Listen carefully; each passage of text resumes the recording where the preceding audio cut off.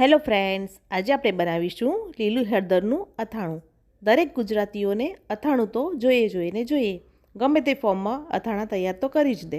આજે આપણે એ જ પ્રમાણે લીલી હળદરનું અથાણું બનાવીશું, જેના માટે મેં આ જે પીળા કલરની હળદર આવે છે તે 250 ગ્રામ લીધી છે, જેને આપણે એકદમ સરસ રીતે ધોઈ લઈશું। એકદમ ઘસીને આપણે તેને વોશ કરી લઈશું અને સરસ રીતે તેને કોરી કરી લઈશું। હવે આપણે તેને છોલી લઈશું। અત્યારે મેં ખાલી પીળી હળદરનો ઉપયોગ કર્યો છે। જો તમને પસંદ હોય તો અંદર 100 ગ્રામ જેટલી આંબા હળદર પણ એડ કરી શકો છો। હવે આ હળદર છોલીને તૈયાર છે।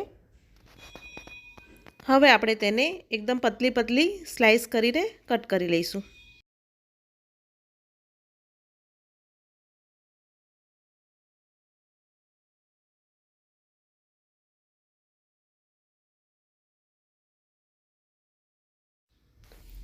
તો હવે આ બધી હળદર સુધારીને તૈયાર છે। જો સુધારવી ના હોય તો આ રીતે મોટી છીણી હોય, મોટું ગ્રેટર, એનાથી તમે છીણી પણ શકો છો। હવે આપણે તેમાં 3 ચમચી જેટલું મીઠું એડ કરીશું। મીઠું થોડું ચડિયાતું લીધું છે અને બધું સરસ રીતે મિક્સ કરી લઈશું। શિયાળામાં હળદર આથીને તો સૌ લોકો ખાતા હોય છે, પણ આજે આપણે હળદરના અથાણાનું ટ્રાય કરીશું। તો હવે આ બધી હળદર મિક્સ થઈને તૈયાર છે। હવે આપણે તેમાં એડ કરવા માટે 3 લીંબુનો રસ અને 2 લીંબુ કટ કરેલા અંદર એડ કરીશું અને 100 ગ્રામ જેટલો ગોળ ઉમેરીશું। હવે જે વધારાનું પાણી હોય એ આપણે કાઢી નાખીશું અને બધી હળદરને આપણે સ્ટ્રેનરમાં લઈ લઈશું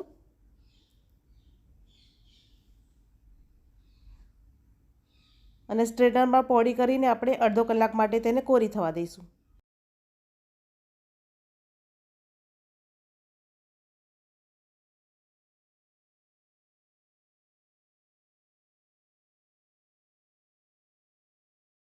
હવે આપણે તેને ફરીથી બાઉલમાં લઈ લઈશું અને બધા મસાલા કરીશું, જેમાં હવે લીંબુનો રસ ઉમેરીશું, લીંબુની કટકી ઉમેરીશું અને બધું સરસ રીતે હલાવીને મિક્સ કરી લઈશું।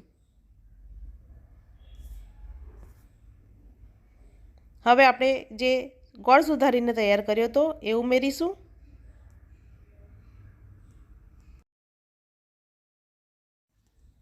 સો ગ્રામ આચાર મસાલો લીધો છે, જે તૈયાર આવે છે રેડીમેડ, એ જ લીધો છે 100 ગ્રામ। અને સિંગ તેલ લીધું છે, ગરમ કરીને ઠંડુ કરીને તેની અંદર આપણે ઉમેરીશું અને બધું સરસ રીતે હલાવીને મિક્સ કરી લઈશું। અત્યારે મેં તૈયાર મસાલાનો ઉપયોગ કર્યો છે, પણ ઘરના મસાલાની રીત હું ડિસ્ક્રિપ્શન બોક્સમાં આપી દઈશ। હવે આપણે તેને ઢાંકીને 2 કલાક માટે રેસ્ટ આપીશું, જેના કારણે મસાલો એકબીજામાં સરસ ભળી જશે અને ગોળ બધો સરસ ઓગળી જશે। તો હવે આપણે 2 કલાક થઈ ગયા છે। હવે આપણે તેને હલાવી લઈશું। તો તમે જોઈ શકો છો રસો એકદમ ઘાટો થઈ ગયો છે અને તેલ પણ સરસ ઉપર આવી ગયું છે। તો એકદમ સરસ આપણું અથાણું બનીને સરસ તૈયાર થઈ ગયું છે। તો તૈયાર છે લીલી હળદરનું અથાણું। જો તમને મારી રેસીપી પસંદ આવી હોય તો મારી ચેનલ ટેસ્ટ ઓફ વેજીફૂડને લાઇક, શેર અને સબસ્ક્રાઈબ ચોક્કસથી કરજો।